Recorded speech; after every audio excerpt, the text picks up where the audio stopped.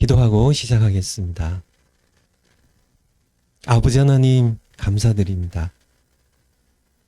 저희들 하나님의 자녀라 일컬음 받기에 너무 부족하지만은 그래도 예수님의 피로 씻으셔서 자녀 삼으시고 오늘날까지 신실한 아버지로 사랑이 풍성한 결코 우리를 버리지 아니하시고 떠나지 아니하시는 좋은 아버지로 저희들 늘 인도해 주셨습니다. 감사드립니다. 저희들 이 시간 다시 하나님 말씀 듣기 위해 섰습니다. 저희들에게 말씀해 주시옵소서. 저희들 듣고 또 복종하겠습니다. 감사드리며 예수님 이름으로 기도하옵나이다. 아멘. 예, 날씨가 굉장히 좋죠. 제가 30 몇 년 만에 한국 땅, 제가 자랐던 조국 땅에서 처음 만난 봄이에요. 봄. 참 좋네요. 이렇게 제가 걸으면서도. 근데 아직 개나리를 못 봤어요. 개나리를. 부천에, 부천이 원래 복사거리잖아요. 거기가. 복숭아가 많던. 저기서, 벚나무, 복숭아 나무 많은데, 또 진달래도 이렇게 한번 봤는데 아직 개나리를 못 봤네요. 여러분 사는 동네에는 개나리가 있나요? 참 옛날이 좀 그리워지지 않으세요? 옛날 어렸을 때 개나리 진달래 피고 산에 올라가면 눈 녹은 곳에 할미꽃이 피고 그랬던 그래 우리 천국 가면 더 좋을 줄 알고 하나님께 감사드리고 어제는 좀 강의가 조금 늦었는데 끝나는 게 좀 늦었죠. 오늘은 조금 일찍 끝내 드린다고 이제 제가 말씀을 드렸는데 한번 해보고 가능하면 조금 일찍 끝내드리고 아니면 적어도 정각에 끝내도록 하겠습니다. 우리가 사사기 공부하고 있는데요. 파워포인트 올려주세요. 사사기 앞에 1장부터 16장까지는 악순환이죠. 뭐의 악순환이에요? 불순종의 이스라엘 백성들의 불순종의 악순환. 그리고 두 번째가 17장부터 21장 끝장까지 전적부패인데 그 전적부패의 이유는 하나님이 왕이심에도 불구하고 왕이 없는 것처럼 각자 자기가 왕이 되어서 자기 욕망 따라서 자기 소견의 어른대로 사는 것이었고 그 결과는 참혹한 부패였다는 것이 우리에게 주시는 사사기를 통하여 주시는 하나님의 말씀이었습니다. 그래서 어제 좀 늦어진 이유가 그 알렉산드르 솔제니친에 대한 얘기를 좀 드리면서 좀 늦어졌는데 그의 결론이 뭐예요? 참, 그러니까 20세기에 하나님께서 주신 선지자 같은 인물이에요. 꿰뚫어보는 우리 정광훈 목사님처럼 이렇게 꿰뚫어보는 눈이 있잖아요. 시대를 이렇게 꿰뚫어보는. 그가 10년 동안 시베리아의 강제노동 수용소에서 처참하게 살죠. 수많은 사람들이 폭력 가운데, 추위 가운데, 굶주림 가운데 죽어가는 그 잔혹한 그 학살이 참 고통이 진행된 그 현장 가운데 10년 동안 살아남은 그 역사의 증인으로서 그가 한 얘기 결론이 뭔가요? 결론이 뭔가요? 그가 50년 가까이 러시아 혁명사를 수백 권의 책들을 다 공부를 하고 수많은 글들을 읽고 자신이 또 러시아 혁명사를 본인이 집필을 합니다. 그 결과 그가 왜 이런 소련에 이 6천만 명이라는 이 동포가 수없이 6천만 명이 말이 6명이 아니라 6천 명이 아니라 6만 명이 아니라 6천만 명의 러시아 사람들이 그 유라시아 대륙 유럽과 아시아를 걸쳐 있는 광대한 대륙을 피로 물들일 만큼 수없이 수많은 사람들이 이 러시아의 제정 러시아를 무너뜨리고 소련을 세우면서 이 레닌의 혁명이에요. 또 스탈린의 독재예요. 6천만 명이 피 흘리며 죽어갔는데 정말 처참하게, 비참하게, 참혹하게, 너무 불쌍하게 어떻게 그렇게 생명의 귀중함도 없이 무슨 개나 돼지처럼 죽어갔는데 왜 그런 일이 일어났을까? 그게 50년 혁명사를 연구한 다음에 그의 결론이 뭐라고요? 그러니까 어렸을 때 어른들이 혀를 차면서 이런 고통이 진행된 이유는 바로 사람들이 people have forgot. People have forgot God. 하나님을 잊어버렸기 때문이라고. 그래서 이런 일들이 일어나고 있다는. 바로 그것이 어렸을 때 들었던 이 어른들의 얘기가 그가 그렇게 50년 러시아의 참혹한 혁명 과정을 공부하고 집회를 한 후에 그의 결론임을. 그래서 다시 파워포인트 보면 하나님, 왕이신 하나님을 거부한 결과라는, 왕이신 하나님을 거부하는 결과라는, 이게 사사시대의 역사였고요. 참혹한 부패와 정말 그렇게 사람을 참혹하게 집단으로 강간하고 자기 처를 이렇게 토막내서 돌리고 또 동족 간의 전쟁이 일어나서 6만 5천 명이 사망하는 그런 고통스러운 그러한 결과, 그것이 어디서 나왔다고요? 왕이신 하나님을 거부한 데서요. 제 사사시대의 역사가 사사기를 통해서 우리에게 주시는 하나님의 우리에게 주시는 결론적인 말씀인데요. 이 솔제니친이 왜 horrified, 왜 그가 공포를 느꼈다고요? 자기를 받아준, 추방당했을 때 자기를 받아준 이 아메리카가, 미국이 다시 그 점처를 받고 있으니까 그 모습을 보면서 주디오 크리스찬 밸류스, 정말 성경적인 가치관을 이 미국이 가지고 있었던 이 건강한 나라가, 이 좋은 나라가 다시 공산주의가 그렇게 집요하게 가르쳤던 하나님에 대한 증오를, 무신론을 점진적으로 가르치면서 오히려 선과 악에 대한 개념을, 동성애에 대한 개념을, 동성애가 죄라고 얘기하면은 이제는 요즘 미국이 그렇습니다. 비웃음을 사요. 조소의 대상이 됩니다. 그런 나라로 되어가는 모습을 보면서 이 솔제니친이 가슴 아파하는 그런 내용이 바로 그가 1983년도 템플턴상을 수상하면서 그가 했던 연설의 내용이에요. 사사시대, 그 시대 그랬구나. 그거로 끝난 게 아니라 바로 이 시대가 또다시 사사시대의 역사가 반복되고 있다는 것을, 이 시대의 고통, 너무나 많은 사람들이 과거보다 더 많이, 어제도 잠깐 말씀드렸지만은 자살률이 치솟고 있어요. 선진국일수록 더 심합니다. 대한민국이 자살공화국이에요. 이렇게 과거에 가난했던 시절보다 훨씬 더, 과거에는 살기에 바빠서 그랬나요? 그것도 이유 가운데 하나이겠지만은 그때는 그래도 사람 사이에 정이 흘렀어요. 인정이 있었어요. 이웃 간에 그래도 소통들이 됐어요. 지금은 단절된 사회. 다 단절된 사회. 참 아파트에 바로 옆집 사람하고도 그죠, 인사조차 나누지 않는, 그냥 엘리베이터 타도 이 젊은이들이, 학생들이 그냥 쳐다봐도 고개 획 돌리고 꼿꼿하게 거기에 세우고 서 있는 그런 모습들을 보면서, 그래서 먼저 인사를 하면 그때 이제 마지못해 인사를 하는 그런 모습들 보면서 이 시대에 점점 더 종이 메말라가는 그런 인간성이 피폐해져가는, 그리고 살인이나 이런 것들은 점점 더 잔혹해지는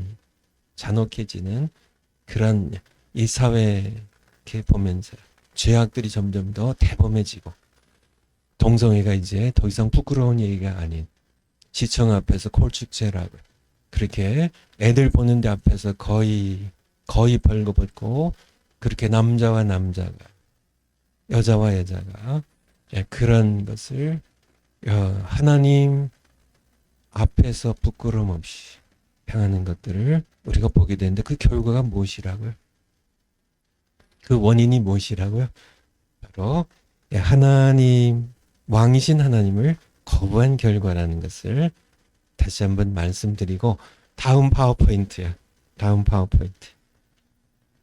저기에 내려가셔서 거기에 올려주세요. 그래서 왕의 관점에서 사람들을 네 부류로 나눌 수 있습니다. 이 부류 안에 다 들어갈 거예요. 첫 번째가 각자 자기 삶의 왕이 되어 사는 부류. 자기가 왕이에요. 자기가 왕이 됩니다. 사사 시대 사람들이죠. 각자 자기에게 왕이 없어요. 각자 자기가 왕이 돼서 자기 속에는 어른대로 사는 부류. 앞서 봤던 것처럼 반드시 부패가 망합니다. 이 말세는 이런 부류가 가장 많아요. 개인주의가 팽배하는 그런 사회가 되니까요. 두 번째, 자기가 사람들의 왕이 되려는 부류입니다. 자기가 자기 삶에만 왕이 된 게 아니라 내가 사람들의 왕이 되려는 부류. 사사기 9장 1절부터 보면 누구 얘기가 나오나요? 기드온의 아들 세겜의 첩을 통하여 난 이 아비멜렉이 자기가 왕이 되겠다고 이복 동생 70명을 다 죽여버립니다. 그런 자기가 왕이 되려고 하는, 그래서 세겜 사람들에게 이제 그가 왕이 되어가지고 이스라엘을 자기가 나서서 하나님 세운 게 아니어서 제가 사사 명단에서 빼버렸습니다. 제가 빼버린 게 아니라 하나님께서 세우지 않으셨으니까 당연한 거죠. 그런 이 아비멜렉이 또 오늘날 제법 많죠, 그렇죠? 정치권에 많죠. 이 첫 번째 이 각자 자기 삶의 왕이 되는 이 부류는 어디에 많을까요? 어떤 분들이 교회로 한다면 우리 성도님들 가운데 아마 하나님만 정확하게 아시겠지만은 절반은 이 첫 번째 부류일 겁니다. 자기가 첫 번째 부류. 그냥 자기가 왕이에요. 자기가 왕. 자기가 자기 삶의 왕이. 성도님들, 여러분들 목회하는 교회 혹은 이렇게 섬기는 교회 교인들이 1000명 정도 된다고 하면은 아마 이 첫 번째 부류의 성도님들이 글쎄요, 한 500명 이상은 되지 않을까 싶은데요. 다 자기가 왕입니다. 자기가 왕. 교회 가고 싶으면 자기가 가고 그냥 자기가 결정하는 거죠. 그냥 오늘 몸도 안 좋고 오늘 바쁘니까 오늘 친구가 등산 가자고 했으니까 오늘 대판 아내와 싸웠는데 나 기분 나빠서 당신만 가 하고 애들 데리고 가 하고 그냥 이렇게 다리 쭉 뻗고 누워서 TV나 보고 하는 그게 첫 번째 부류예요. 자기가 왕이에요. 자기가 왕입니다. 그냥 자기가 하고 싶은 대로 그렇게 자기가 왕. 어떻게 생각하세요? 하나님 교회마다 좀 틀리겠고 하나님만 정확하게 아시겠지만은 자기가 왕인 그런 교인들이 한 500명 되지 않을까요? 두 번째 부류가 뭐라고요? 두 번째가 이건 자기가 자기 삶의 왕인데요. 이거는 다른 사람들의 자기가 왕이 되겠다는 그런 사람이 아비멜렉 같은 그런 사람. 이런 부류엔 누가 많을까요? 제가 생각해 보니까 목사님들 가운데 이 두 번째 부류가 많지 않나 싶어요. 목사님들 조심하셔야지. 저를 비롯해서. 교회 누가 왕이 돼야 되나요? 누가 왕이? 내가 왕이 돼야지, 그렇죠? 그렇죠. 교회에서 이렇게 자기 무시하면 내가 이 교회 왕인데 그런 의식이 있어가지고 기분 나빠하고요. 그렇죠? 내가 그래도 교회에서는 항상 먼저 밥 먹어야 되고 내가 먼저 문을 들어가야 다들 따라오셔야지. 그렇죠? 그렇게 아니 그냥 이렇게 전도사님 먼저 가게 하고 나는 뒤에 이렇게 따라가게 하고 그런 기분 나쁘면 내가 왕이 되는. 그렇죠? 예수님이 왕이신데. 그렇죠? 교회 머리는 예수님이신데 내가 왕이 내가 결정해야 되는 교회 모든 일들은 내가 결정해야 되는 내가 왕인 나를 제쳐놓고 결정이 되면 기분 나쁜 뭐 그런 제가 들은 얘기인데 아마 사실로 제가 생각이 됩니다. 이스라엘 여행사 성지순례들 많이 가시죠. 우리 성도님들이랑 우리 목사님들 이스라엘 여행사의 여행 가이드가 가장 힘들어하는 사람들이 누구일 것 같으세요? 누구일 것 같으세요? 가장 힘든 사람들이 그분들의 얘기에 의하면 목사님들이래요. 목사님들. 정말 이렇게 어디 이제 성지 순례 한 곳에 가면 모이세요 해도 안 모여요. 다 목사님들이 다 자기가 왕이에요. 자기가 모이고 안 모인 건 자기가 결정해야 되니까 목사님들이 항상 그 습관이 돼가지고요. 교회 뭐 모이고 안 모이고 뭐 예배 시간이 1시간이고 2시간이고 다 자기가 결정해야 되니까 항상 그 습관이 돼가지고 자기가 왕노릇 하는 것이 습관이 되어가지고 교회에서도 가장 좋은 방 자기가 차지해야 되고요.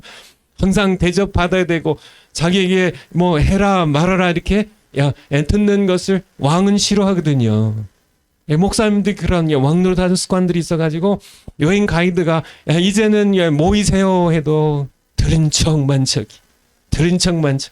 그냥 계속 사진 찍고 거기서 이제 서서 구경하고 있고 하는 목사님들 가운데 자기가 다른 사람들의 왕이 되려고 하는 부류. 세 번째 부류는요. 다른 사람을 왕으로 삼으려고 하는 부류입니다. 그래서 특별히 사람을 어제 사사기 어제 사무엘상 8장에 보면 이제 사무엘이 나이가 많아서 늙었고 그의 아들들이 사무엘처럼 하지 않고 뇌물을 받고 이렇게 원래는 이제 사무엘의 아들들을 사사로 삼으려고 했는데 그렇게 돼서 백성들이 와서 사무엘에게 뭘 요청하죠?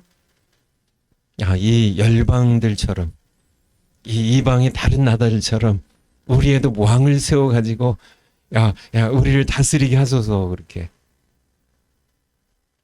사무엘이 하나님께 나아갔더니 하나님께서 뭐라고 말씀하셨어요? 그들의 이야기를 들어주라고. 그들이 사무엘 너를 버리는 게 아니라 왕인 나를 버리는 거야. 근데 하나님께서는 그냥 들어주세요. 그냥 들어주세요. 대신 경고하고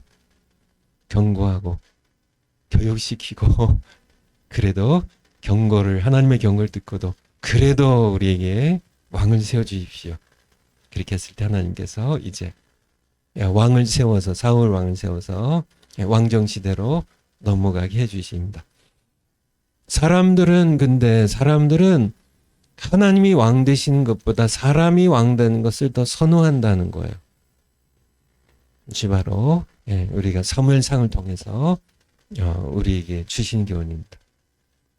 여러분 교회는 어떠세요? 제가 목회하면서 우리 성도님들 보면 교회 머리는 예수님이시고요. 교회의 주인 하나님이시고 우리는 왕이신 하나님, 왕이신 하나님께 복종하며 저도 왕이신 하나님께는 그분께는 저도 백성에 불과하고 그분의 종이고 내가 그분이 선한 목자이시면 나는 그분의 양에 불과하기 때문에 우리는 모두 보이지 아니하신 하나님 그분을 우리는 섬기고 그분을 예배하고 그분을 따라 나가는 그분이 우리의 왕이심을 그렇게 제가 자주 설교를 했고 또 그렇게 교회에서 목회를 했지만은 그래도 많은 성도님들은 여전히 그래도 보이는 손원배 목사가 더 편한 거예요. 보이지 아니하신 하나님보다는. 그것이 이해를 해요. 제가 직접 경험을 해보니까 이해를 해요. 그래서 눈에 보이는 손원배 목사가 한번 기도해 주는 것이, 눈에 보이는 손원배 목사가 그래도 신방해 주신 것이, 보이지 아니하신 하나님, 그분이 나를 통치하는 것보다 더 손에 만져지니까, 눈으로 보이니까, 본인의 육신의 귀로 들리니까, 그래서 사람을 왕으로 세우려고 하는, 교회에 출석하면서 교회에 이제 성도로서 신앙생활 하면서도 실제로 우리의 왕은 한 분 하나님이신데, 그분의 아들 우리 주님 예수님이 우리의 영원한 왕이시고 만왕의 왕이신데, 그럼에도 불구하고 사람을, 담임 목사님 바라보면서 담임 목사님을 왕처럼 세우고자 하는 그런 것을 제가 경험을 해봤으니까요. 그래서 제가 이렇게 작년에 은퇴했지만은, 제가 만 60세 5년 전에, 5년 일찍 제가 정년 은퇴를 하려고 했었는데, 당회에서부터 후임자를 이렇게 뽑아주지 않는 바람에, 제가 사실은 그때도 저희 부목사님 한 분을 추천했었거든요. 근데 결국 당회에서 부결되는 바람에 결국은 제가 5년을 더 하게 됐는데, 그때 제 마음 가운데 있었던 것이, 손원배 목사가 미국의 산호세 임마누엘 장로교회 성도님들이 의지하는, 그런 더 의지하는 왕처럼 된다면 제가 우상과 다를 바가 없고, 그것을 무너뜨리는 것을 제가 원했습니다. 이분들이 잠시 흔들린다 할지라도 우리는 눈에 보이는 손원배 목사가 우리 신앙의 왕이 아니고, 눈에 보이지 않지만은 여전히 거기에 제가 은퇴한 후에도 남아 계시 하나님께서 왕이시기 때문에 하나님을 찾아 나아가도록, 하나님을 왕으로 섬기도록 하는 그런 마음으로 제가 5년 전에 5년 일찍 더 은퇴하려고 했었지요. 지금도 마음 마찬가지입니다.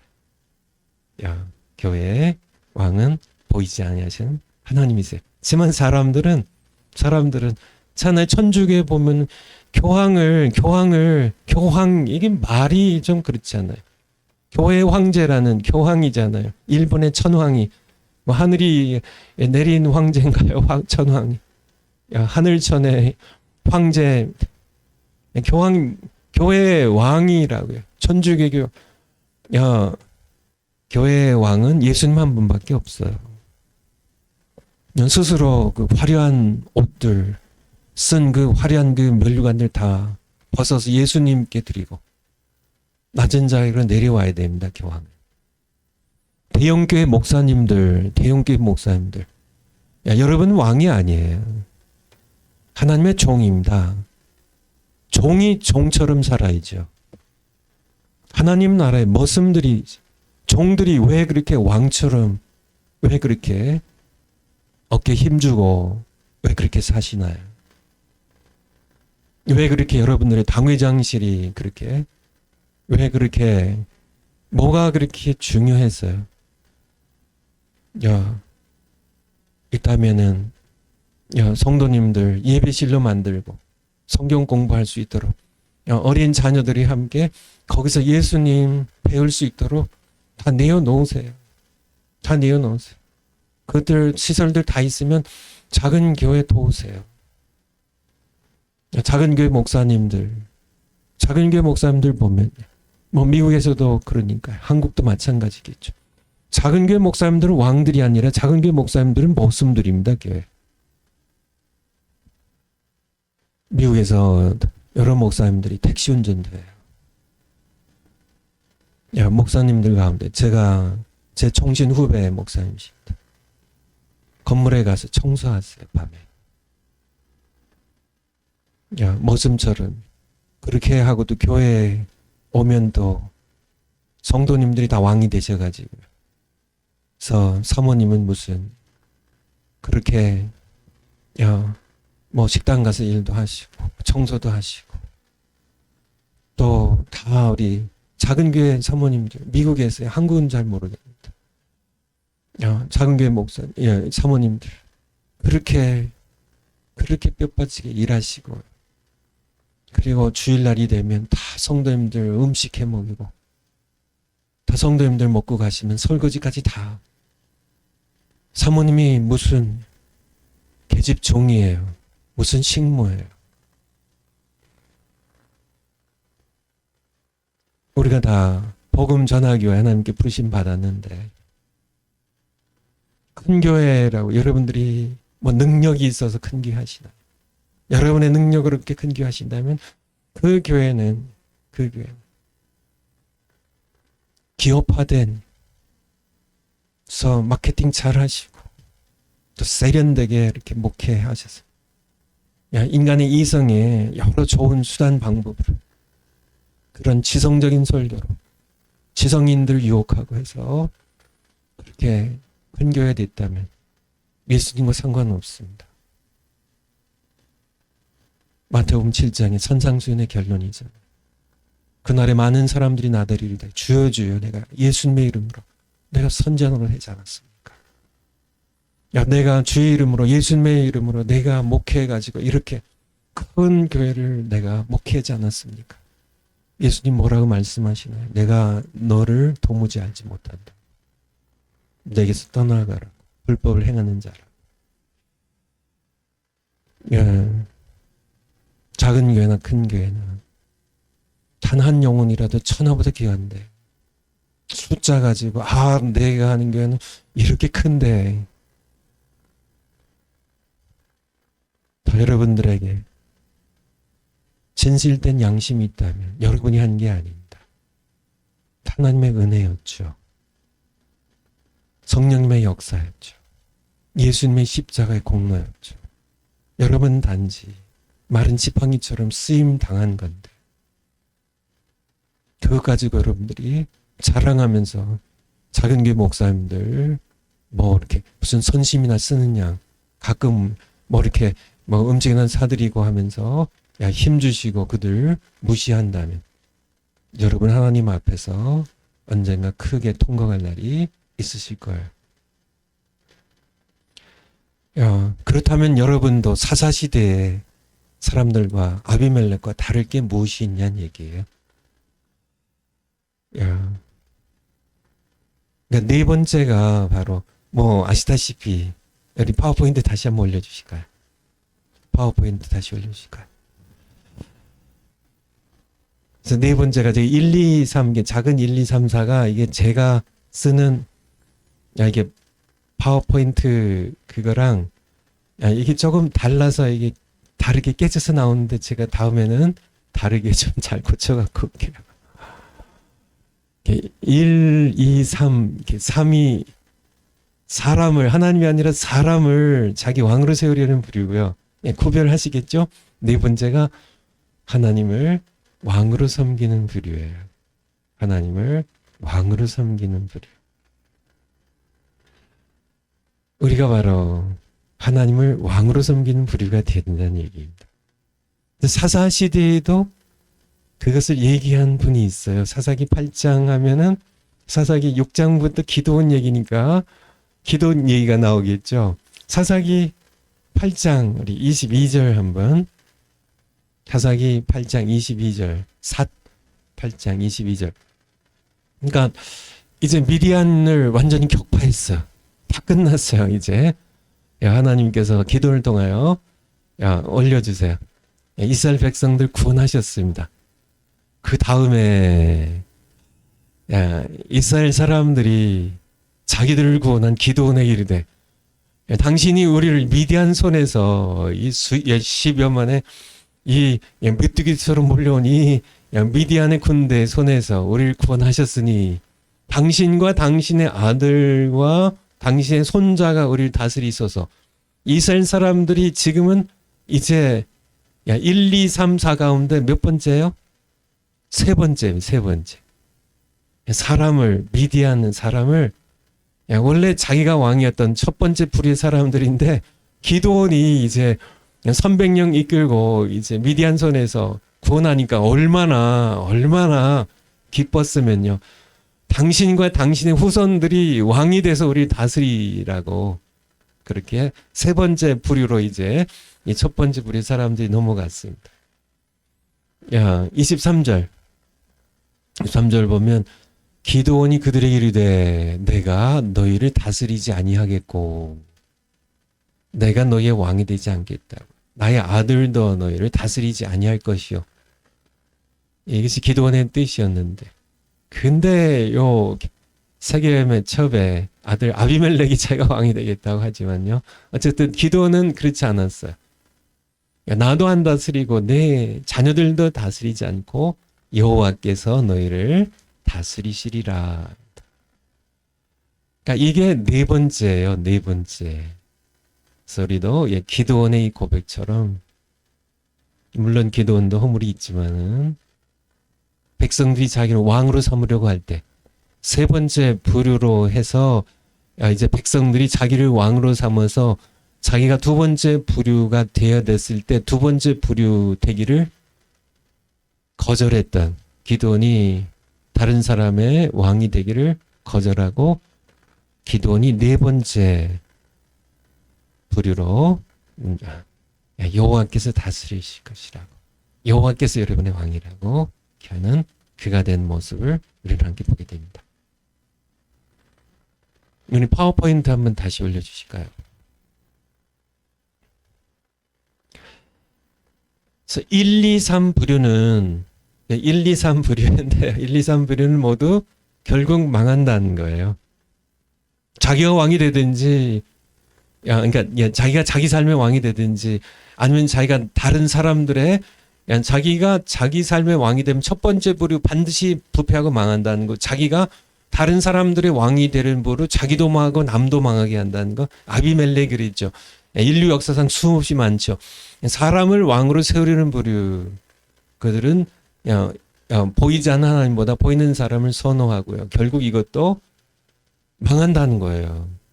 우리가 살 길은 딱 하나입니다. 왕이신 예수님의 통치 아래서만 우리는 우리를 부패하게 하는 죄와 사망의 권세를 파할 수 있다는. 예수님이 우리의 왕이세요. 예수님이 우리 왕이십니다. 요한복음 18장 37절에 보면 신약성의 요한복음 18장 37절. 예수님께서 이제 십자가에 못 박혀 죽으시기 전에 바로 몇 시간 못 박히시기 바로 전이죠. 그날 이제 빌라도 앞에 서게 되는데요.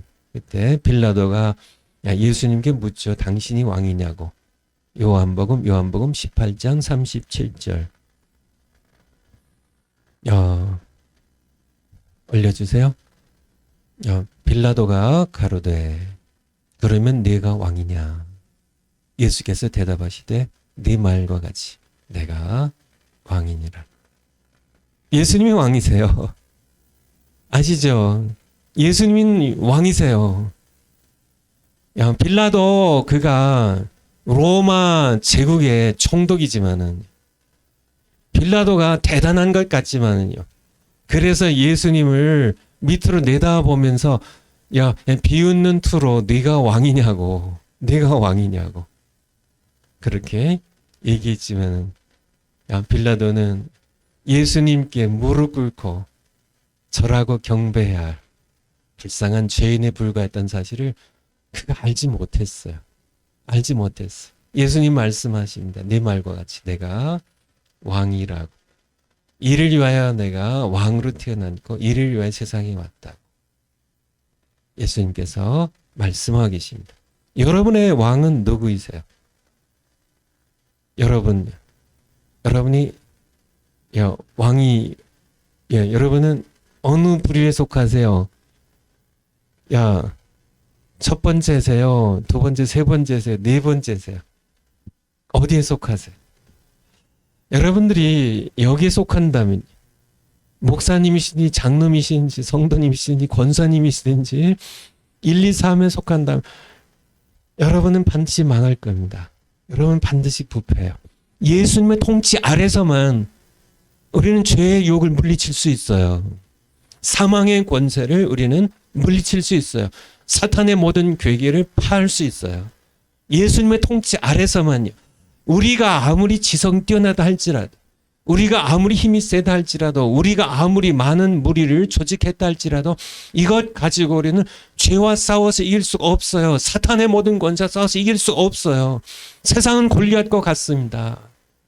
우리는 어린 소년 다윗만도 못한 우리 결코 우리는 우리가 스스로 왕이 되거나 사람이 왕이 되어서는 우리는 부패할 수밖에 없습니다. 교회는 부패할 수밖에 없어요. 목회해보신 목사님들 여러분이 아마 증인일 겁니다. 한번 해보세요. 교회가 수적으로 부흥한다 할지라도 속은 부패해버리고 마는, 예수님이 왕이 되시지 아니하시고 사람이 왕이 되는 부패입니다. 우상숭배. 그러한 일들이 너무나 세상에서는 말할 것도 없고요.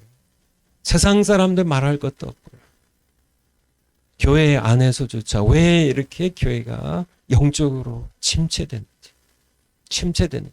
예배의 기쁨도 없고 기도도 정말 기도의 능력을 믿는지 안 믿는지 다 인간적인 수단 방법을 동원해가지고 문제들을 해결하려고 하는 그런 모습들을 우리는 보잖아요. 이것은 영적인 부패예요. 이것은 타락이에요.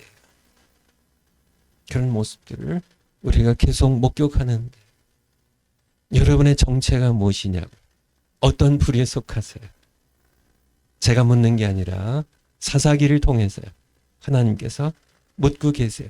인류의 역사는, 제가 여름에 조직신학을 말씀드릴 때도 말씀드린 것처럼 인류의 역사는 에덴 동산부터 최후의 심판 날까지 왕 대신 하나님에 대한 반란의 역사입니다. 반란의 역사예요. 거기에 에덴 동산에 사탄이 옛 뱀으로요 찾아오잖아요. 네가 왕이 되라는 하와에게 하나님이 말씀하셨어요. 야, 이 나무의 열매를 먹지 말라고 말씀하셨냐고. 아니라고, 먹고 안 먹고는 네가 왕이 돼서 네가 결정하라는, 네 속에는 옳은 대로 하라는 이 첫 번째 부류가 되라는 얘기입니다. 이것이 인본주의가 가르치는 거예요. 인본주의가 하나님 신경 쓸 거 없다. 무신론이죠. 네가 결정하라는, 내 인생 네가 결정하라. 네가 내 인생의 왕이 되라는, 세상이 가르치는, 인본주의가 가르치는, 공산주의가 가르치는, 이 좌파 정보 가르치는. 하지만은 결국은 모두 부패하고 망하는 겁니다. 어제도 솔제니친에 대해서 얘기를 한 거죠. 문예봉입니다. 인간 이성의 중심에 이 인본주의가, 이 문예봉이 가르치는 것, 하나님으로부터의 독립이에요. 물론 중세교회가 너무 천주교회로 중세교회가 변질되고 해서 그것에 대한 개혁은 옳지만 하나님까지 버리는, 하나님을 떠난 인간의 독립은 참혹한 부패와 멸망으로 끝난다는 계속된 그런 역사입니다. 계속된 그런 역사예요. 공산혁명, 러시아, 제정 러시아를 무너뜨린 이 소련을 일으키는 이 공산혁명이나 중국의 모택통을 일으키는, 김일성이 일으키는 북한의 모든 공산당의 모든 그런 혁명 과정 모두 하나님을 버리는, 하나님에 대한 증오가 공산주의의 가장 큰 추진력이라, 근본적인 이 힘이라, 추진력이라, 하나님을 증오하게 만드는. 그래야 그들의 혁명이 성공한다. 그들의 혁명이 성공하면 어떻게 되나요? 결국은 지옥을 만들고 마는 그들의 모습을 우리는 인류의 역사를 통하여 우리는 계속 보았습니다. 보았어요. 그런데 너무 안타깝게도 미국이 지금 인본주의 뭐 학교의 엘리트들이라 자창한 사람들의 거의 99%는 다 인본주의예요. 그 이상하죠, 그렇죠? 야, 미국에는 아직도 하나님을 믿는 사람들이 아직 많은데요. 그러니까 이 통계를 보면 지식인일수록 무신론자들이 미국에 많아요. 공부를 덜 할수록 하나님을 믿는 사람들이 많아요. 그러니까 참 이렇게 지식의 저주라는 표현대로. 그런데 이 엘리트들이 공부 많이 한 사람들이 학교에서 가르치잖아요. 그렇기 때문에 어린 세대일수록 무신론자들이 많아요. 나이가 많을수록 과거에 배웠던 사람들일수록 하나님을 믿는 사람들이 많아요. 그러니까 어린 세대 그들에게 우리가 하나님을 가르쳐야 돼요. 진리를 가르쳐야 돼요. 공부를 그냥 많이 하는 것 그게 좋은 게 아닙니다. 공부를 많이 할수록 무신론자들이 더 많아져요. 지적인 교만이 돼요. 점점 더 인본주의에 심취하게 돼요. 왜냐하면 세상의 학문 자체가 인본주의의 틀을 짜갖고 있기 때문에 모습들을 우리는 너무 많이 보게 됩니다. 오직 길은 하나입니다. 네 가지 세상에 1, 2, 3, 4 가운데 어느 게 가장 많을까요? 세상은 말할 것도 없고요. 교회만 따져도요.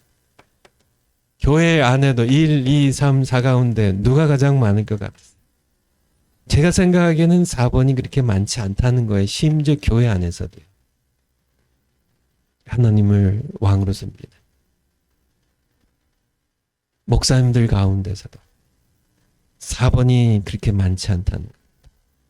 신학자들 가운데 당연하고요. 신학자들 가운데도 4번이 많지 않으세요. 예수님이 왕이십니다. 예수님이 왕이시다는 그런 의미입니다. 무엇인지에 대하여 우리가 다시 한번 우리 룻기를 통해서 다시 한번 보도록 하겠습니다. 룻기 여러분들 룻기 읽고 오셨나요? 룻기 다 읽고 오셨겠죠. 룻기는 뭐 짧으니까 4장으로 돼 있으니까 룻기 개요 한번 올려주세요. 드디어 이제 우리가 룻기로 갑니다. 룻기. 간단하게 개요 살펴보죠. 모함 여인 룻입니다. 룻은 히브리어로 친구예요. 아마 태어났을 때는 이렇게 모압어로 모압 그게 아마 아람어를 썼겠죠. 이게 방언이니까 히브리어로 룻이 친구라는 뜻입니다. 이름에서 왔습니다.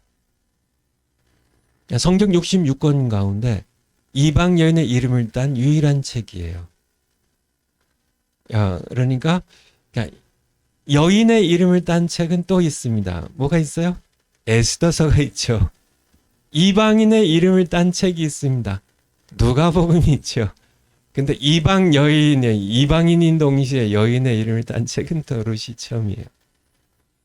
저자는 하나님이시고요. 대필자는 유대 전승에 의하면 사무엘입니다. 핵심 구절이 룻기 1장 16절이에요. 나중에 다시 살펴보겠지만은 한번 찾아보고 지나가죠. 룻기, 룻. 루의 시옷 받치며 1장 16절. 룻기 1장 16절. 룻이 이제 이게 시어머니를 따라서 이제 모압 자기의 이제 출생지에서 이제 떠나오거든요. 룻기 1장 16절 올려주세요. 이게 룻기에 물론 성경 한 구절 한 구절이 모두 중요하지만은요. 룻기를 이해하는 데 가장 중요한 구절이 바로 이 구절입니다. 룻이 가로되 나로 나오미를 떠나며 어머니를 따르지 말고 돌아가라 강권하지 마옵소서. 어머니께서 가시는 곳에 이제 약속의 땅이죠. 이 베들레헴으로 가신 곳에 나도 가고 어머니께서 유숙하시는 곳에서 나도 유숙하겠나이다. 어머니의 백성이 그러니까 하나님의 언약의 백성이 나의 백성이 될 것이고 어머니 하나님이 나의 하나님이 되시리니. 예, 이것이 중요한 룻의 운명을 결정했던 그러한 이 결단의 고백이 어머니 하나님, 나의 하나님이 된다는, 어머니 하나님이 나의 하나님이 된다는 이 어머니 하나님, 나오미 하나님이 어떤 하나님이신가요? 창세기 하나님이세요. 아브라함을 부르신 하나님이세요. 바로 후일에 그의 아들 예수 그리스도를 메시아로 보내주신 그 하나님이세요. 어머니 하나님, 이스라엘 백성의 언약의 백성의 하나님이 나의 하나님이 될 것이라는 그 고백이 왜 중요하냐고요? 모압에는 신들이 있었습니다. 자기 신들이 있었어요. 근데 그 신을 버리고, 그쵸, 어머니 하나님이 내 하나님이 될 것이라는 이 고백이 얼마나 중요한 것인지. 인생의 갈림길에서요, 이 룻은 하나님을, 창조주 하나님을 택했다는 것이에요. 이것이 룻으로 하여금, 룻이 결국은 룻이 보아스와 결혼을 해가지고 이제 오벳을 낳고 이세를 낳고 다윗의 증조 할머니가 되는데, 결국은 예수님의 혈통적인 조상이 되는데, 어디서 시작이 됐을까요? 바로 이 고백이었어요. 이 고백에서. 다시 파워포인트. 내용, 네 번째 내용. 이스라엘이 전적으로 부패한 사사시대의 어둠 속에서 이방 여인 룻의 사랑, 헌신, 믿음이 별처럼. 그 시대 이스라엘 백성들은 어둠으로요. 우리 사사기 우리가 함께 봤죠. 얼마나 어두운 시대예요. 그냥 자기 마음대로 그냥 이렇게 은으로 신상을, 우상을 만들기도 하고, 제사장을 자기가 마음대로 섬기기도 하고, 그렇게 요 동성애나 이런 여러 죄악들을 그냥 그렇게 자기 동족에게 이렇게 행하고, 또 여인을 그렇게 고통 가운데 그렇게 짓밟고 또 죽이고, 전쟁을 일으켜서 또 한 지파가 그렇게 거의 멸종의 단계까지 이르게 되고 하는 이 어둠의 시대, 이 전적 부패한 이 사사시대에, 놀랍게도 이 사사시대 바로 이렇게 룻기가 진행된 시대가 이 사사시대거든요. 이 한복판에 이 캄캄한, 영적으로 이 사사시대, 이 어두운 이 캄캄한 이 전적 부패 시대에 별처럼 빛난 아름다운 헌신과 사랑과 믿음을 보여준 사람이 뜻밖에도 유대인이 아니라 이방인, 모함 여인이었다는 거예요. 여인이었다는 거예요. 그래서 다시 파워포인트요. 그런 룻을, 이방인이지만은 하나님께서는 다윗과 그리스도의 혈통의 조상이 되게 하셔서 인류 구속의 역사에 참여하는 영광을 주신다. 여러분들 청교도 신학원 지금 들으신 분들도, 추후에 이제 유튜브를 통해서 들으실 분들, 여러분들이 구속받은 그 하나님의 은혜의 한 부분은 룻에게서 나왔다는 걸 인정하셔야 돼요. 이방 여인 이 룻을 통해서 다윗이 태어나고, 예수님이 바로 이 룻의 이 혈통의 흐름 가운데에서 예수님이 오셨다는 거예요. 그래서 우리 구속의 역사가 이루어졌다는 겁니다. 그래서 나도, 여러분도 한 분 한 분도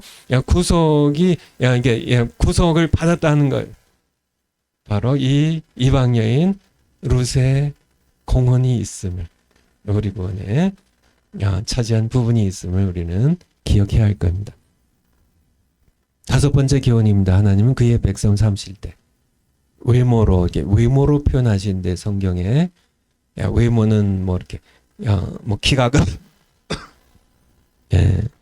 키가 크고 잘생기고 이런 외모도 외모지만은, 성경에서 외모로 이렇게 얘기할 때는 더 중요한 것은 혈통, 신분, 지위, 빈부, 귀천, 이런 것들을 일컫습니다.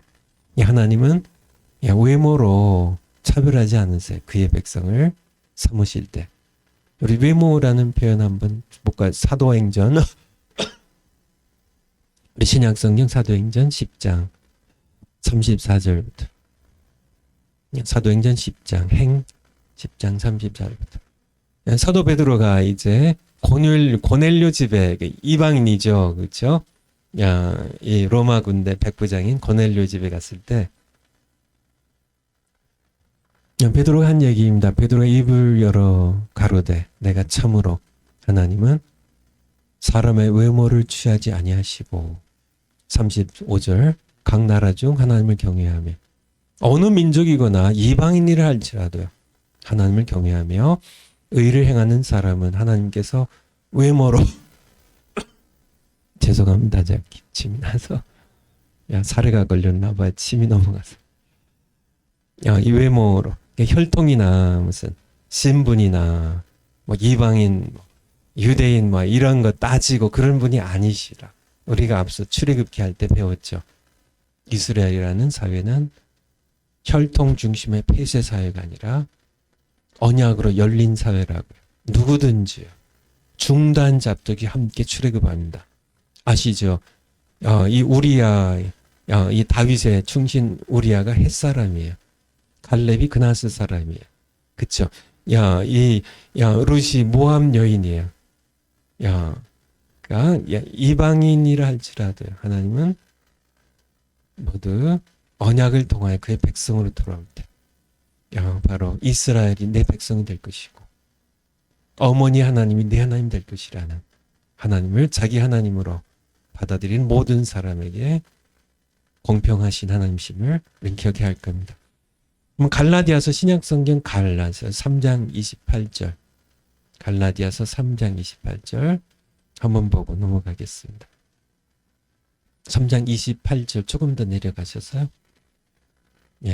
뭐 잘 아시는 성경 구절이죠. 같이 한번 읽겠습니다. 시작. 너희는 유대인이나 헬라이나 종이나 자유자나 남자나 여자 없이 다 그리스도 예수 안에서 하나이니라. 아멘. 맞습니다. 모두요. 유대인이나 헬란 이방인이나 종이나 자주잖아요. 남자나 여자나 다 그리스도 안에서 우린 다 이렇게 동등되게 공평하게 하나님의 사랑받는 존재로 똑같이 태어났다는. 요즘 미국에서 지금 중국인에 대한 그 증오심 때문에 아시아 사람들이 한국 사람들도 중국인하고 외모가 거의 같기 때문에 많이 이렇게 폭력을 행사 당하고 간 것 같은데 잘못이죠. 잘못이죠. 유대인이나 헬라인이나 뭐 백인이나 아시아인이나 중국인이나 중국도 우리가 미워한다면 이 공산당 정부에 이 사람들 미워야지 중국인들 미워하면 안 돼요. 뭐 일본 사람도 마찬가지입니다. 일본 사람들도 그들은 모두 하나님의 형상대로 지을받은 우리의 사랑의 대상이지 증오의 대상이 아니에요. 북한에도 우리가 북한에 이렇게 김정은과 이 북한 북한 동포를 괴롭힌 이 김정은의 이 무신론, 이 공산, 이 정권이 우리의 적이지 그 밑에서 박해당하는 우리 북한이 2,500만 동포는 우리 사랑의 대상이에요. 특별한 사랑의 대상이죠. 우리는 늘 이렇게 하나님은 이렇게 모함 여인이니까 너 룻은 넌 아무래도 안 돼. 그렇게 이렇게 어머니의 백성이 내 백성이 될 것이고 네가 말한다고 그렇게 쉽게 될 것 같냐? 어머니 하나님이 나의 하나님이 될 것이라고. 나는 너 같은 거 필요 없어. 하나님 그러신 분이 아니시란 얘기예요. 다 아시잖아요, 우리가. 다 아시잖아요. 그러한 룻, 그쵸? 결혼해서 남편도 죽어버린 과부된 그 룻, 이방인으로 태어나가지고 이방신들을 섬기는 그런 룻, 정말 가난해가지고 아무것도 빈손으로 다시 시어머니 따라서 시어머니 고향으로 돌아가는 이 룻, 뭐 하나님께서 세상적으로 보면 뭘 볼 게 있어가지고요. 지금 하나님은 결코 차별하지 않으신 분이세요. 그쵸? 차별하신 분이 아니세요. 오히려 사랑하시고 귀히 여기시고 그래서 다윗의 조상이 되게 하시고 메시아가 이 땅에 오신 혈통의 조상이 되게 하시는 하나님은 얼마나 놀라우신 분인가. 그분이 우리의 하늘 아버지세요. 그렇죠? 우리도 그래야 되죠. 빈부 차이 가지고 뭐 교회에서도요.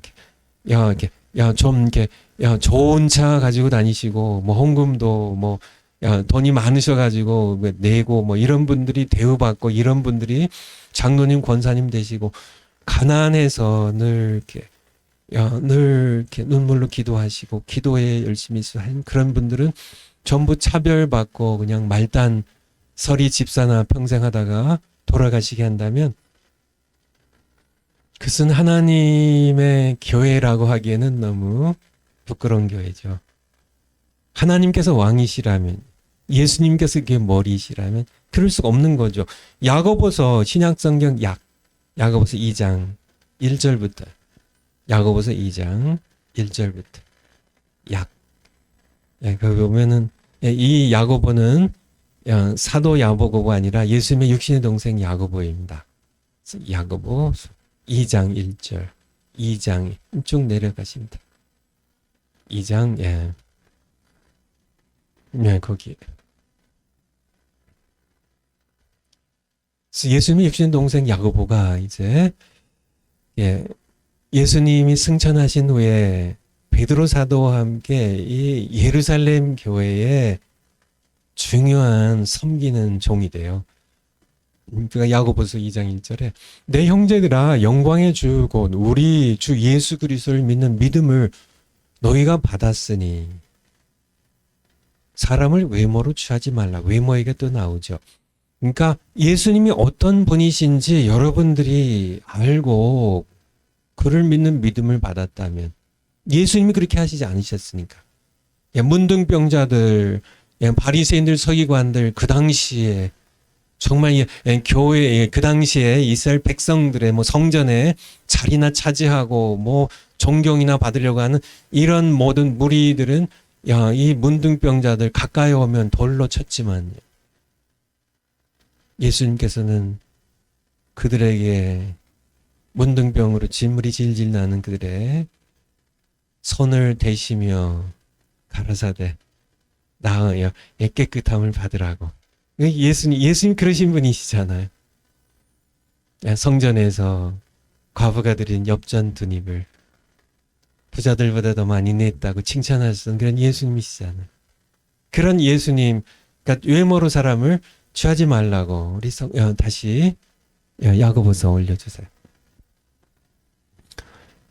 예수님이 누구인지를 안다면 그를 믿는 믿음을 받은 여러분들 외모로 사람 취하지 말라. 2절부터 보면 이게 만일 너희 회당에서 이제 모여서 함께 예배를 드릴 때 금가락질 끼고 아름다운 옷을 입은 사람이 들어오고 또 더러운 옷을 입은 가난한 사람이 들어올 때 너희가 아름다운 옷을 입은 자들을 돌아보고 가로되 여기 좋은 자리에 앉아서 하고 또 가난한 자 이르되 너는 거기 서서 예배드리든지 내 발밑에 그냥 바닥에 앉으라 하면 너희끼리 서로 구별하며 외모로 차별하는 게 아니에요. 악한 생각으로 판단한 자가 되는 것이 아니냐 그렇게 말씀하고 계세요. 그것은 죄를 짓는 것임을 우리에게 말씀하고 계세요. 우리 다음 파워포인트요. 파워포인트 다음 장. 사사시대의 전형적인 인물 엘리멜렉입니다. 엘리멜렉이 룻기 1장 이제 1, 2절에 등장하는데요. 엘리멜렉의 이름은 엘리 하나님이에요. 엘이 하나님이고 리가 나예예요. 나의 하나님은 멜렉, 멜렉은 왕입니다. 멜렉, 아비멜렉 할 때 아비는 아버지고 멜렉이 왕이잖아. 멜렉, 엘리멜렉. 그 이름을 아버지가 자기 아들 태어날 때 엘리멜렉이라 지었는데 그래서 엘리멜렉아 하면은 나의 하나님은 왕이시다. 그게 이름인데요.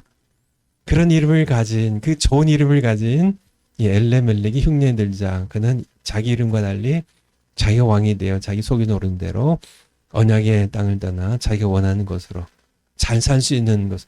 이게 바로 사사시대예요. 룻기 1장 1절 한번 찾아주세요. 룻기 1장 1절. 1장 1절 올려주세요. 룻기 1장 1절입니다. 사사들이 치리하던 때, 그 사사시대예요. 그 땅에 흉년이 드니라. 이 베들레헴을 포함해서 그 땅이 흉년이 드니라. 유다 베들레헴의 한 사람이 그 아내와, 그러니까 유다의, 그러니까 야곱의 네 번째 아들 유다의 후손입니다. 한 사람이 그 아내와 이 아내 이름이 뭐예요? 나옴이에요. 두 아들을 데리고 말론과 기련입니다. 데리고 모압 지방으로 가서 우거하였는데 이것이 전형적인 사사시대의 인물이에요. 그러니까 고난이 있다고 해서 자기가 자기 소견대로 결정하는 겁니다. 자기가 왕이에요. 그냥 데리고 간 겁니다.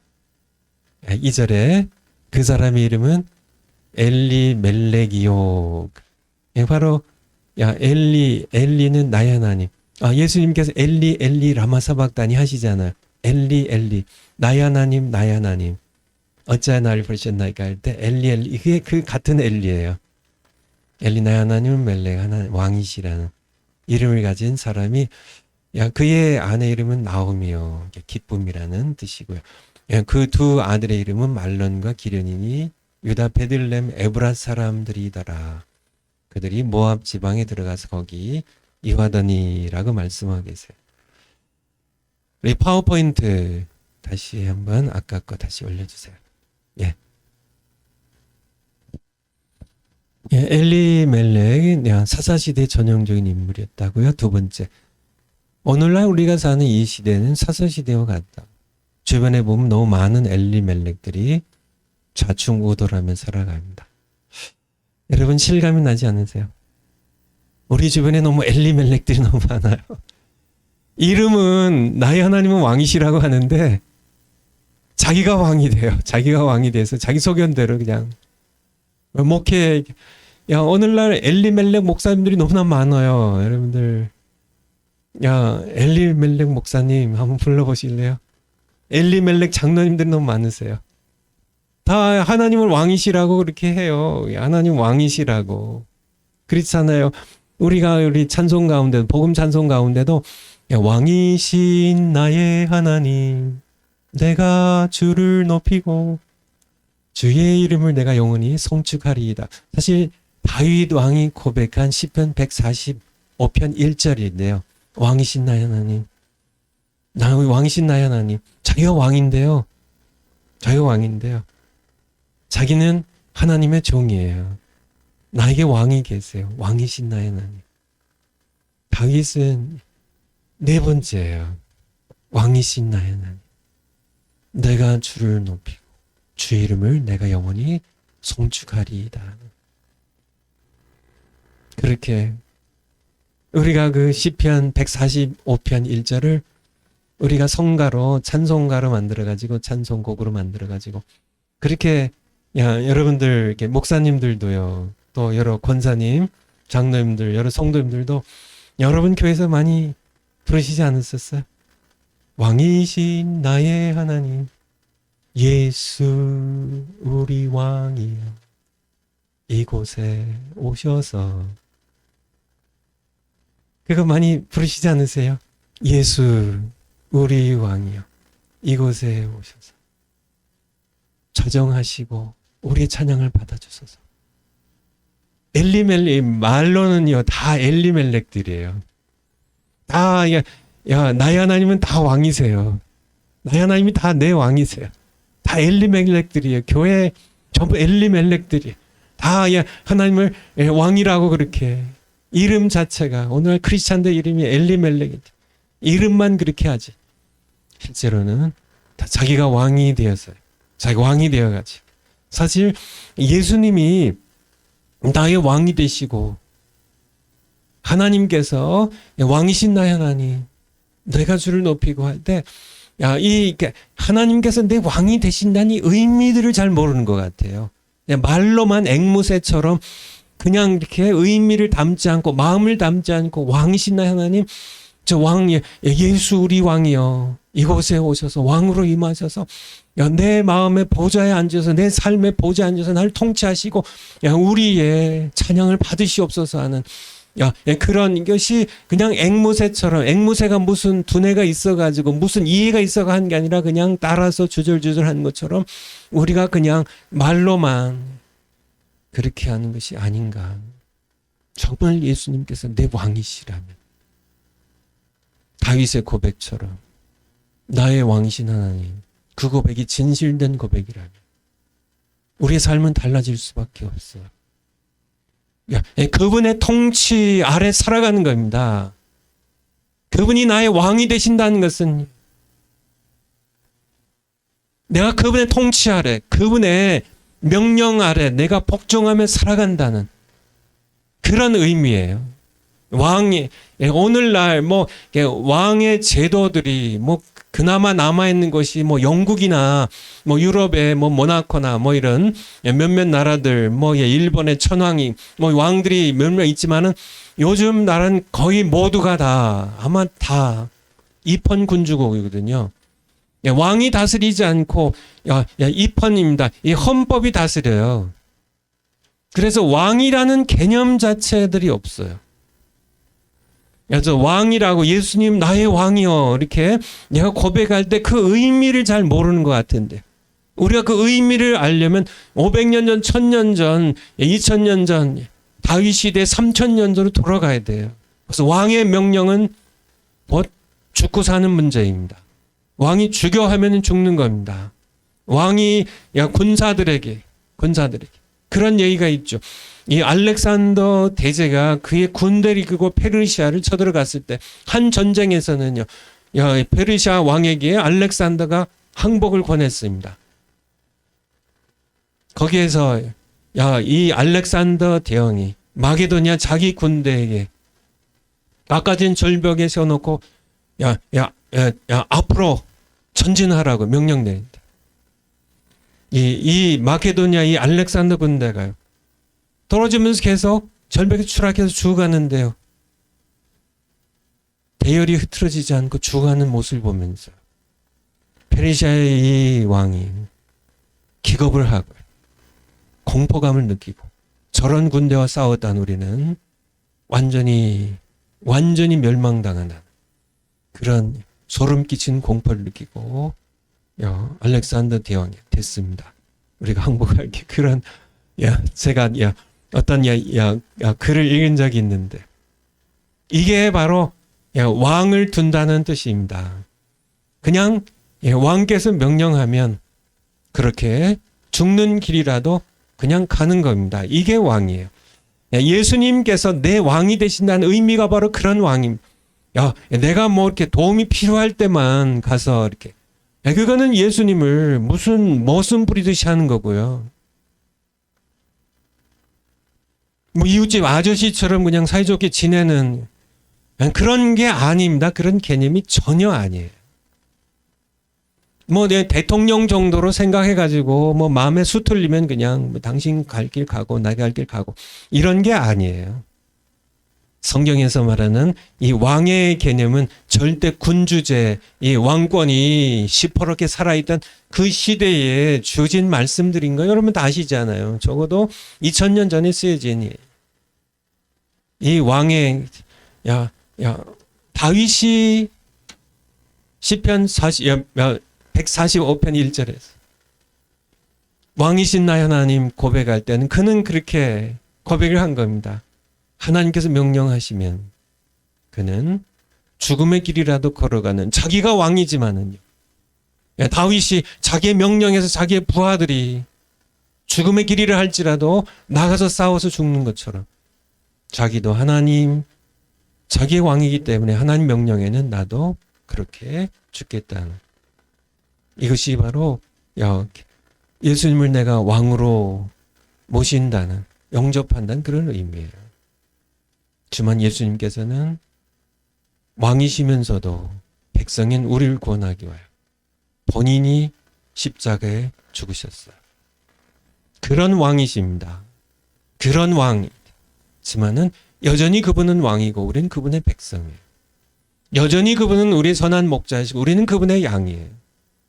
예수님을 쥐고 흔들려고 하지 마시고요. 특별히 우리 목사님들 목회하시면서요, 예수님께 무릎 꿇으세요. 제가 이렇게 기도할 때, 목회할 때도 마찬가지고, 요즘 이제 저희 집에서, 아파트에서 기도할 때 마찬가지고.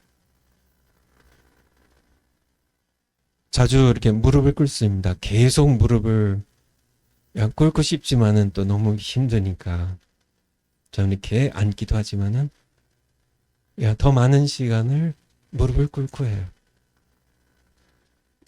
왜 그렇게 해야 될까요? 그분은 왕이시니까. 그분은 왕이시니까.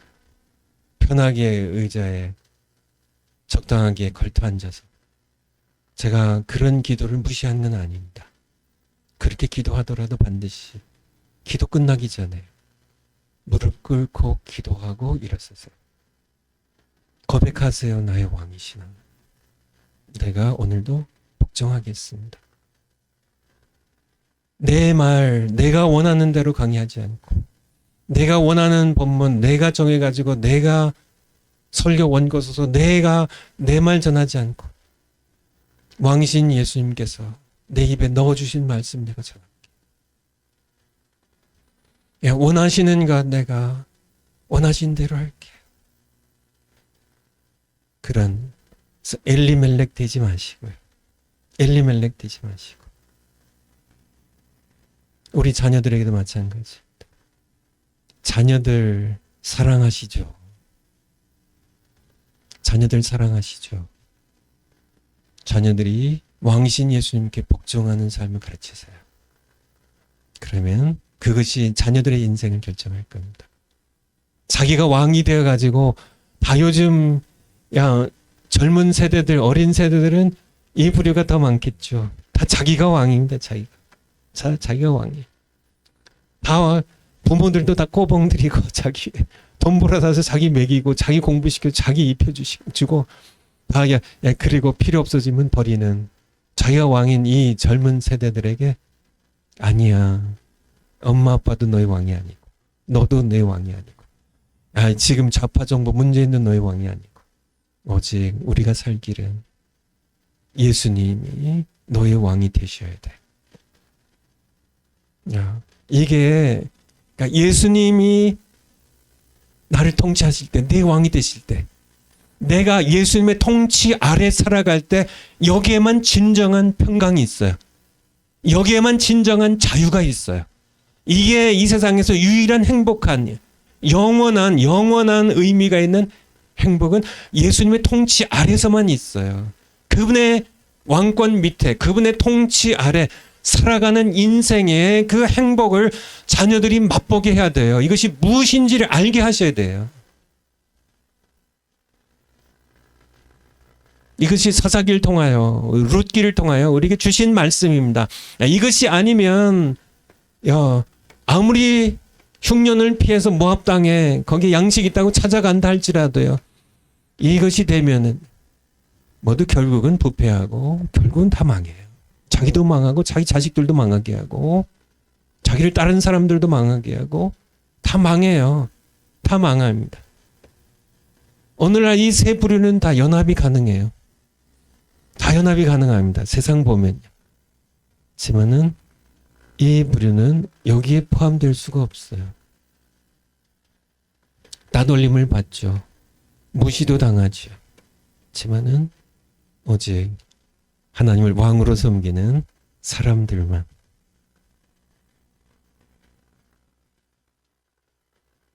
하나님의 통치 아래서 진정한 자유를 누릴 수 있음을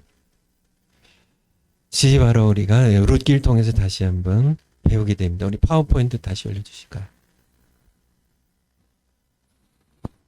하나님을 떠나 자신이 왕이 되어 자기 소견대로 자기 욕망을 따라 사는 삶은 언제나 고통으로 끝납니다. 모양은 다르지만요. 다 고통이 오는 시기는 다 다르지만은 결론은 다 똑같아요. 다 고통으로 끝납니다. 엘리멜렉도 어떻게 됐을까요? 자기도 죽고 자기 자식 두 아들도 죽고요. 그렇게 자기 아내도 고통 가운데 몰아가고 며느리도 고통 가운데 몰아가는 고통으로 끝납니다. 네 번째, 고통을 벗어난 유일한 길은 나오미가 택한 대로 하나님께서 돌보시는 언약의 땅으로 돌아가는 것입니다. 룻기 1장 6절, 아까 룻기 1장 6절. 결국은 이제 하나님께서 룻기 1장 6절 룻 하나님께서 이제 자기가 떠나왔던 고향 땅을 돌봐주세요. 양식을 주세요. 다시 룻이 돌아가게 되죠. 그가 모압 지방에 있어서 여호와께서 자기 백성을 권고하사 돌보셨다는 뜻입니다. 그들에게 양식을 주셨다함을 들었으므로 하나님께서 돌봐주시는, 하나님께서 양식을 주시는 하나님의 백성들이 있는 언약의 땅으로 다시 두 자부와 두 며느리를 데리고 함께 일어나 모압 땅에서 어디로요? 베들레헴으로 돌아오려 하여, 이렇게 말씀하겠어요. 다시 언약의 땅으로 들어가는 거예요. 여러분도 엘리멜렉처럼 고통의 시간을 겪고 있으신가요? 여러 가지 어려운 문제들이, 엘리멜렉이 죽습니다. 자식들이 죽어요. 다시 고통 가운데 빈손이 되어버려요. 그런 여러 가지 어려움들이 여러분의 생에 있으신가요? 다시 하나님께서 통치하시는 땅, 하나님께서 돌보시는 땅, 언약의 땅으로 돌아오시는 길 외에는 없어요. 다시 돌아오시면 돼요. 하나님의 통치 아래 들어가면 돼요. 하나님 여러분을 반갑게 맞이해 주실 겁니다. 파워포인트 다음 장. 그거 한번 보여주세요. 엘리멜렉과 나오미의 이주 경로입니다. 거기에 여러분들 이렇게 보이시나요? 사해, 데드시가 사해예요, 사해. 데드시. 성경엔 염해로 나오죠, 사해. 요즘 사해입니다. 왼쪽에 거기에 베들레헴에 제가 빨간 줄을 걸었는데요. 원래 베들레헴 사람이에요. 근데 거기가 유다, 베들레헴 바로 밑에 주다라고 돼 있죠. 유다입니다. 유다 지파가 여호수아 시절에 분배받은 땅이 그 부분이에요. 그 헤브론이죠. 헤브론도 다 유다 지파의 땅이에요. 베들레헴도 유다 지파의 땅이고, 그 위에 예루살렘은 베냐민에 속한 땅이었어요. 베들레헴에서 흉년이 들었을 때 엘리멜렉이 아내와 두 아들 데리고 이런 경로를 통해서 거기에 이제 거기에 보면 맨 위에 갓이 있죠. 갓 큰 글자로 갓 지파고요. 거기에 루벤 지파가 있고요. 그 밑에 모압 지파가 있어요. 모압 지파가 아니라 모압이죠. 이게 아브라함의 조카 롯의 후손이에요. 롯의 후손. 롯의 후손. 이렇게 모압 지파가 살아가는, 그러니까 모압, 이렇게 롯의 후손이 살아가는 이 모압 사람들의 땅은 이게 언약의 안에 있는 사람들이 아니에요. 이거 언약의 땅이 아니에요. 12지파가 아니죠. 여기에서 살았다는, 이렇게 이동했겠구나, 이렇게 아시면 돼요. 파워포인트 다음 장에. 이방 여인 룻의 선택입니다. 세상적으로 볼 때 시어머니 나오미에게는 소망이 없었습니다. 어느 후보로 보나 그는 이 나오미의 고백처럼 그는 핀털터리로, 그나마 모압 땅으로 이주할 때는 그래도 뭘 들고 나갔는데 완전히 거지가 돼서 돌아갑니다. 완전히 거지가 돼서. 이게 나오미의 고백이에요. 나오미, 나를 이렇게 나오미라고 부르지 말라고. 이게 고향 사람들이 이제 나오미 오냐고 막 이렇게 반갑게 맞이할 때, 난 나오미라고 부르지 말라고, 나를 마라라고 부르라고. 이 마라 기억나시죠? 이 출애굽기의 마라, 쓴 물, 이렇게 마라, 쓰다는 bitter, 쓰다는 뜻이에요. 쓰다는. 나를 이렇게 하나님께서, 이게 또 하나님께서 그렇게 하셔. 자기들이 사실은 결정해 갖고 이렇게 고통당했는데 이렇게 나를 이렇게 징계하셨으니까 나를 이렇게 기쁘다는 뜻이 이게 나음이라 부르지 말고 이게 쓴예 인생의 쓰디쓴예 이렇게 말하라고 나를 부르라고 이렇게 할 만큼 그는 빈손이 되어서 돌아오게 되죠. 과부가 되어가지고 자식도 다 잃고 이렇게 돌아오는. 그래서 나오미에게는 다른 소망이 없어. 나오미의 얘기도 마찬가지예요. 나중에 이제 고해를 통해서 다시 보겠지만은 나오미에게는 다시 이 두 자부에게 며느리에게 아무 소망도 줄 수가 없는 그런 상황이었습니다. 파워포인트. 두 번째, 동서 오르반은 그의 백성과 그들의 신들에게로 돌아갑니다. 그래서 여기서 그 신들에게, 그 신들, 룻이, 그러니까 어머니의 백성, 어머니 하나님을 선택했는데요. 이 동서는 이제 같이 이렇게 며느리인데요. 네. 오르반은 그의 이게 말론의 아내죠. 엘리멜렉의 아들인 말론의 아내였던. 그의 신들에게도 돌아간다는. 룻기 1장 15절, 14절부터 한번 볼까요? 룻기 1장, 아까 룻기 그냥 7절부터 한번 쭉 볼까요?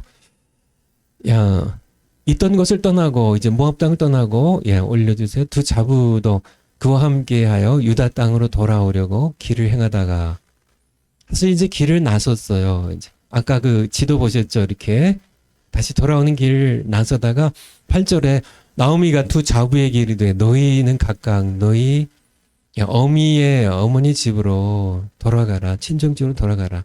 너희가 죽은 자와 나를 죽은 자들 이제 자기 남편과 이렇게 아들들을 그 나를 선대한 것 같이 여호와께서 너희를 선대하시기를 원하며.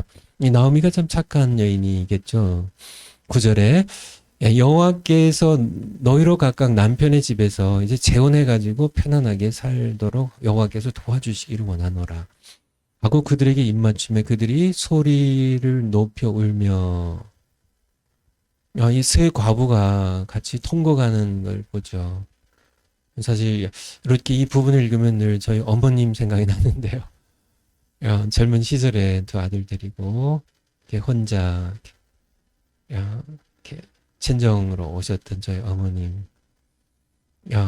참 그 통곡의 소리 높이 울었으면 10절에 나오미에게 이르되 아니니이다. 우리는 어머니와 함께 어머니의 백성에게로 돌아가겠나이다. 11절에 나오미가 가로되 내 딸들아. 내 딸이라고 얘기를 해요. 얼마나 많이 정이 들었나요? 돌아가라. 너희가 어찌 나와 함께 가려느냐. 나의 태중에는 너희 남편들 아들들이 오히려 있느냐.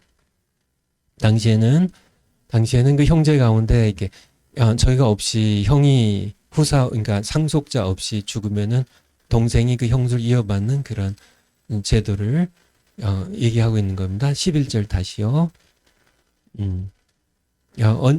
또 12절에 딸들아 돌이켜 너희 길로 가라. 난 늙었으니 남편을 다시 내가 재혼한다 할지라도 그래서 내가 소망이 있다 한더라도 오늘 밤에 남편 둬서 내가 나오미가 아들들 생산한다 하자.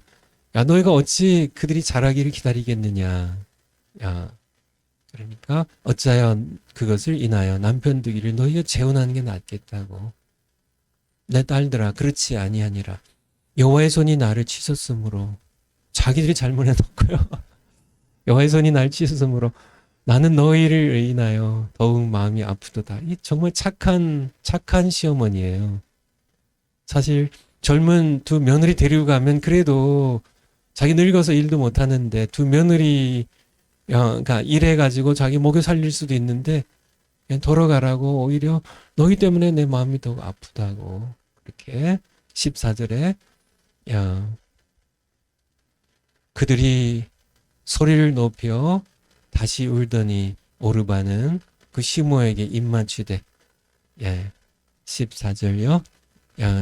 룻은 그를 붙여쳤더라. 나오미가 또 가로되. 그래서 이제 이 오르바는 자기 친정으로 돌아가요.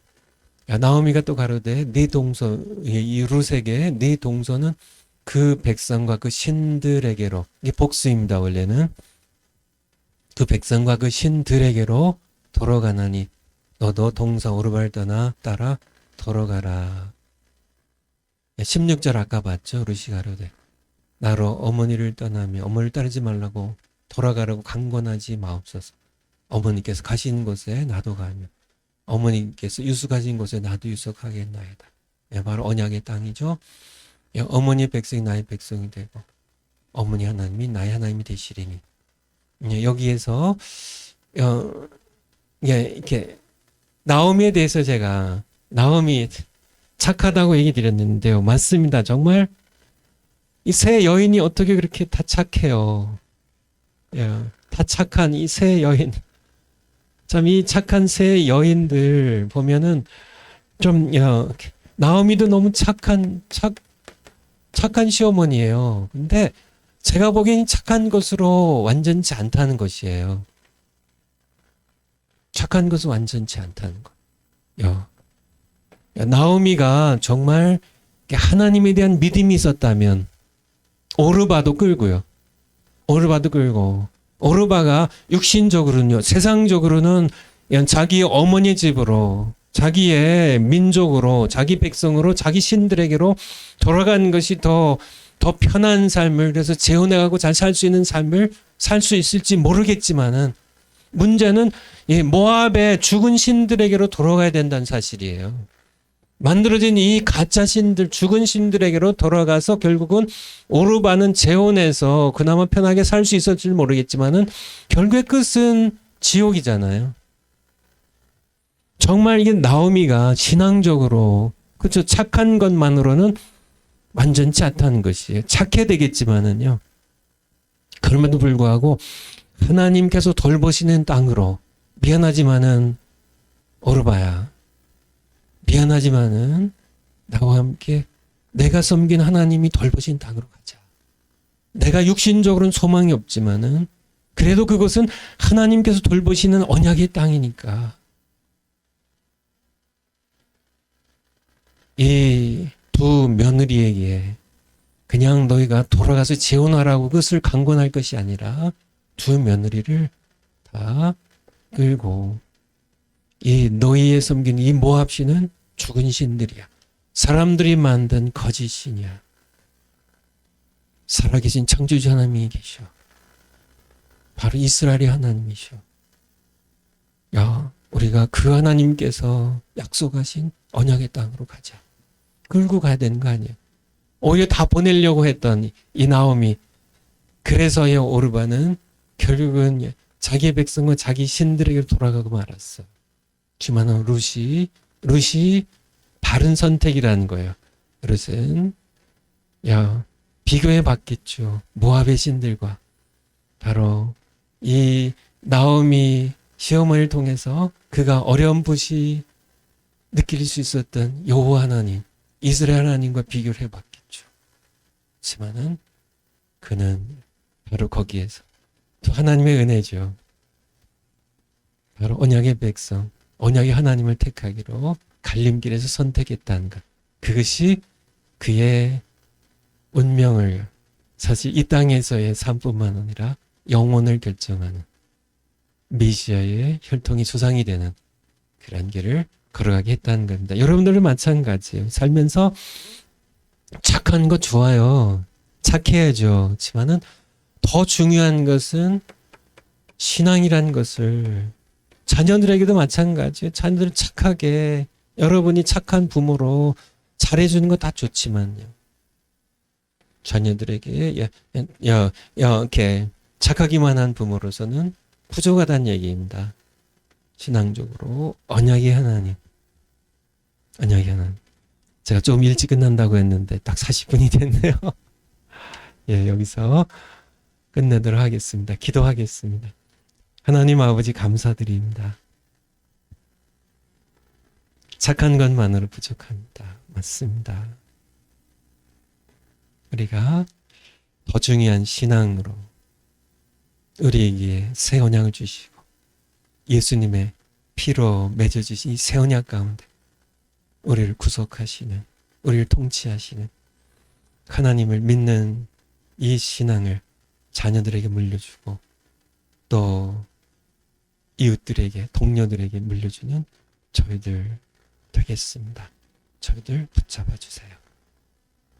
예수님의 이름으로 기도하옵나이다. 아멘. 예, 내일 뵙겠습니다. 감사합니다.